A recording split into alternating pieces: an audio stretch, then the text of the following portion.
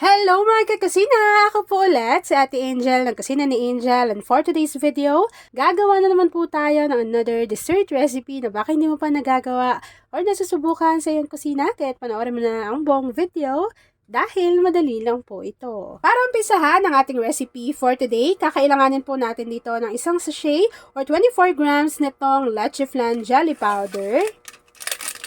Take note na hindi pa nakabukas yung apoy sa ating kalan. After nun, tutunawin lang po natin yung ating dry ingredients gamit itong ating 3 cups ng buko juice. Ayan, buko juice po yung ginamit ko. After adding ng ating buko juice, tunawin lang po natin ng maigi yung ating jelly powder. Buko juice na yung ginamit ko para lasang-lasa talaga yung buko. Kapag nahalo na po natin yan ng maigi, maglalagay na tayo dito ng isang lata or 380 grams nitong Marie Evaporada. Ayan, so alam niyo naman si Ate New Angel, ito na talaga ang ginagamit dahil nga po mabilis lang tong mahanap, mura na at masarap pa. Ayan, so pwede nyo yung mahanap sa palengke kahit sa grocery store.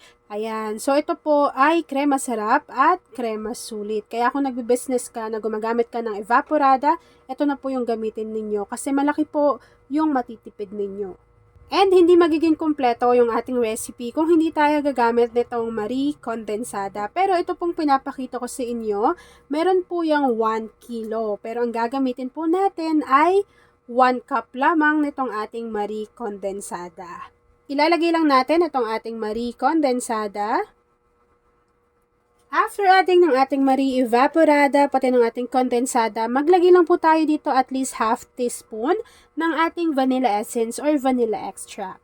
Kapag napagsama-sama na natin yung ating mga ingredients, haluin lang po ulit natin ito ng maigi para naman po mag-combine din yung inilagay nating evap pati yung ating condensed milk.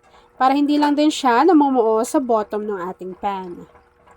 After mixing, maglalagay po tayo dito ng buko meat. So ito po ay 2 cup po yung ilalagay natin. So ito na yung pang 1 cup. Tapos ipakayod nyo na yan and dapat po ang pipiliin ninyo ay yung pang salad na consistency or yung ano niya, parang hindi masyadong matigas. Ito naman yung pangalawang cup.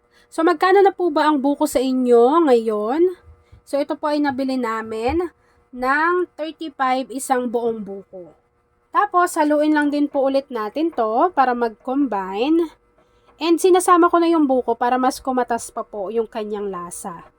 Kapag napagsama-sama na natin yung mga ingredients at nahalo na po yan ng maigi, buksan lang natin yung apoy sa ating kalan at lulutuin lang po natin to continuously hanggang sa makita po natin na kumukulo na yung ating mixture. So habang hinahalo po natin yan at hinihintay natin na kumulo yung ating mixture, please don't forget to like and follow yung ating Facebook page, Kusina ni Angel. Kung meron din kayong Instagram, paki-follow na rin ako doon, Kusina ni Angel. And kung gusto mong matuto pa ng iba pang mga recipes o kaya naman gusto mong mag-share ng mga niluluto mo everyday, pwede kang sumali sa ating Facebook group. Andyan lang po yan sa ating Facebook page. Hindi lang ikaw ang nahihirapan, damdamin ko rin ay naguguluhan. Di lang ikaw, hindi lang ikaw ang nababahala, gulo ng isip. Huwag kang pakawalan, ngunit puso ko ay kailangan kang iwan. Di sasayangin ang iyong panahon. Ikaw ay magiging masaya sa yakap at sa piling na ng iba. Di lang ikaw. And yes mga kakusina, pwede rin kayong mag-comment sa ating comment box section kung taga saan po kayo nanonood at pakishare ng ating recipe video kung isa ka din sa dessert lover. And yes mga kakusina, alam nyo naman na sobrang tagal nang ginagamit ni Ate New Angel itong ating gas light. Nagkaroon na tayo niya ng color yellow, color red, and ito yung ating white. Pero lahat po nung binili ko na yon ay nagana pa at ginagamit ko pa rin po iyan. Talaga naman maaasahan ko to, lalo na kapag naggagawa po ng recipe video si atin yung Angel, even sa ating live. Actually, kapag naubusan din kami nung gas doon sa pag naglulutuan talaga namin sa kitchen, ito po yung ginagamit ko kapag biglaan na nawalan yon. Syempre hindi naman agad-agad makakapag-deliver. At ayun na nga mga kakusina, kapag kumukulo na po yung ating mixture, pwede na po nating i-off yung apoy sa ating kalan at ready na po tayo sa pag-assemble ng ating recipe. Para naman sa pag-assemble ng ating recipe, so meron po ako ditong microwavable tub na meron siyang 750 ml. So una, maglalagay lang po muna tayo ng tig konting cream.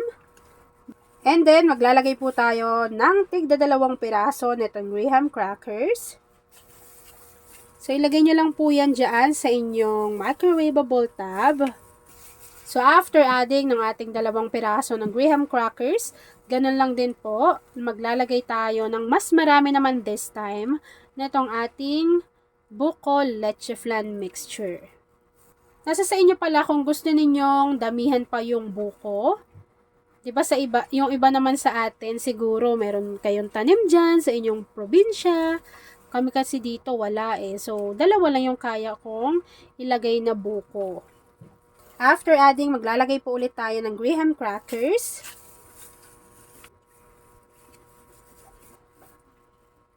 Naglagay na tayo ulit ng ating buko cream mixture. Grabe, ang sarap nito lalo na pag maraming buko. Isa ka din ba sa buko lover? Say hi Angel sa ating comment box section. Ako isa talaga ako sa fan ng buko. Sobrang favorite ko yan. Lalo na kapag nasa salad siya, nasa dessert, ganyan. Kahit nga buko juice lang, yung binibili na templado. Yan, paborito ko yan. At ayan na nga mga kakusina, kapag naisali na po natin yan at na-assemble na po natin yung ating dessert recipe, hintayin lang po natin tong mag-set, lumamig at mag-firm, and then after po nun, papakita ko na sa inyo kung ano yung natapos nating easy dessert recipe. At ayan na mga kakusina, kapag nag-set na or nag-firm na yung ating dessert recipe, this time, pwede na po natin tong i-enjoy! At ayan na mga kakusina, tapos na naman po ang ating easy dessert recipe na buko graham leche flan. Kung nagustuhan mo yung ating video, please like and share this video. At kung hindi ka pa nakakapag-subscribe sa aking YouTube channel na Kusina ni Angel, please click subscribe button, click mo na yung notification bell, click all para lagi kang updated sa bawat ina-upload kong mga videos. Yun lang mga kakusina. Thanks for watching and enjoy this video.